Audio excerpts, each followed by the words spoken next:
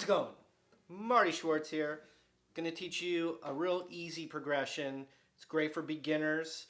When I say beginner, I mean, you've been working a little bit, if we pretend that the fourth fret is 0, then I'm going to put my middle finger on the third of the low E, index finger on the second of the A, and then pinky on the third of the high E, ring finger on the third of the B.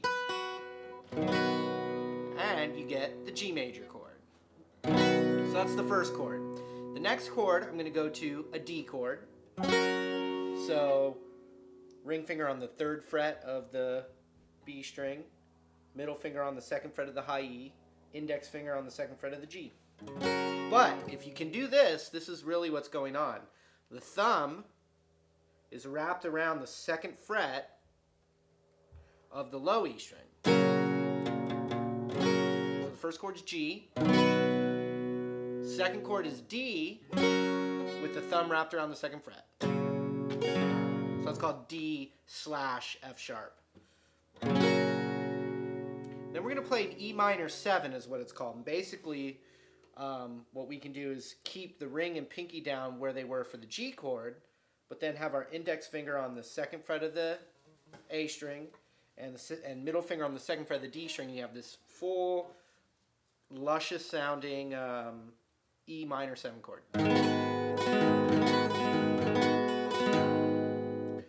And then the last chord is called a C add 9.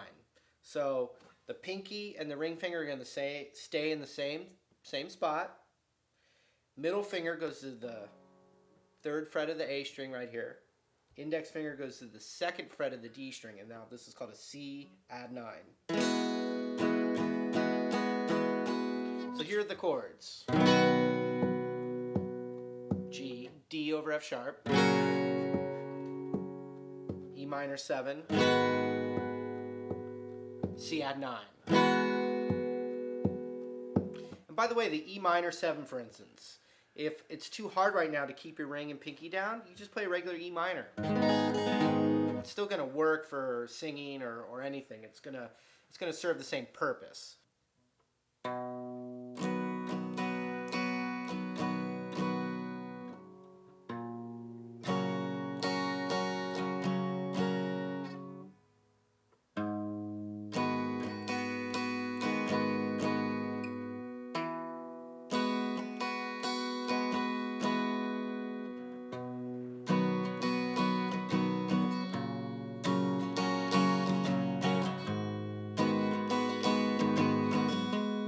Alright.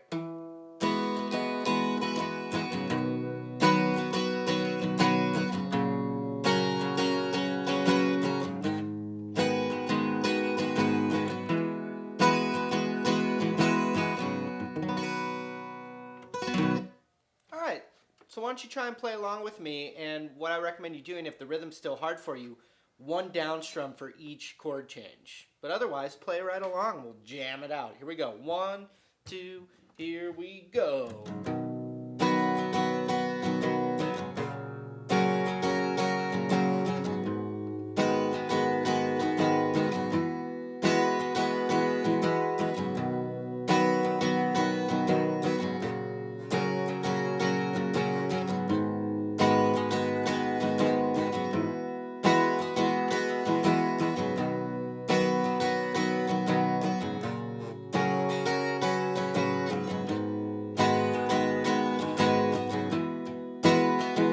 One more time.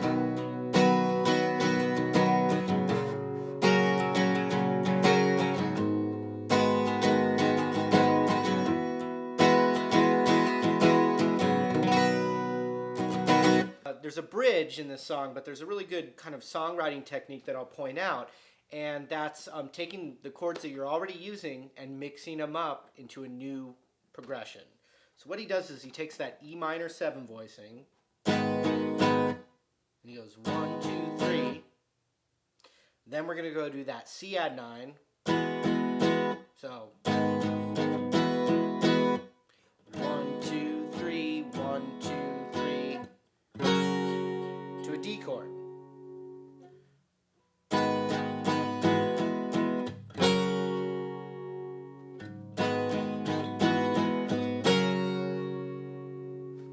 Not too hard, but a totally different thing now. Just like that.